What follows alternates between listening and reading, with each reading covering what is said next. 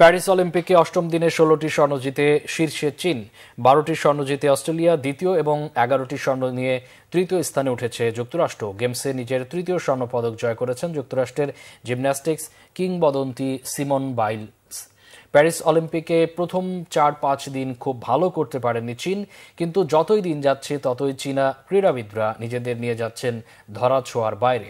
অষ্টম দিনে ১৬টি স্বর্ণের সাথে ১১টি রৌপ্য ও ৯টি ব্রোঞ্জ জিতে সবার উপরে চীন।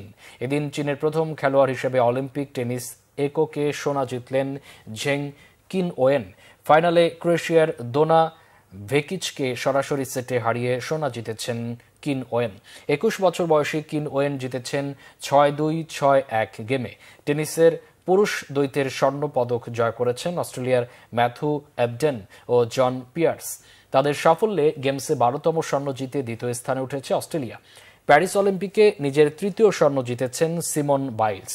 মার্কিন জিমন্যাস্টিক্স তারকা শনিবার জিতেছেন পল ভল্টের স্বর্ণ। ৮ বছর পর এই ইভেন্টের সোনা পুনরুদ্ধার করলেন ২৭ বছর বয়সী বাইলস। তবে তার সাফল্যে ১১টি স্বর্ণের সাথে ২০টি করে রৌপ্য ও সমান সংখ্যক ব্রোঞ্জ জিতে তৃতীয় স্থানে উঠেছে যুক্তরাষ্ট্র। যুক্তরাষ্ট্রের সমান ১১টি স্বর্ণ সহ ৪০টি পদক জিতে ফ্রান্স এখন চতুর্থ স্থানে। ১০টি স্বর্ণ, ১০টি রৌপ্য নিয়ে গ্রেট ব্রিটেন আছে পঞ্চম স্থানে। এছাড়া দক্ষিণ কোরিয়া ৯টি, জাপান ৮টি স্বর্ণ নিয়ে আছে ষষ্ঠ ও সপ্তম স্থানে।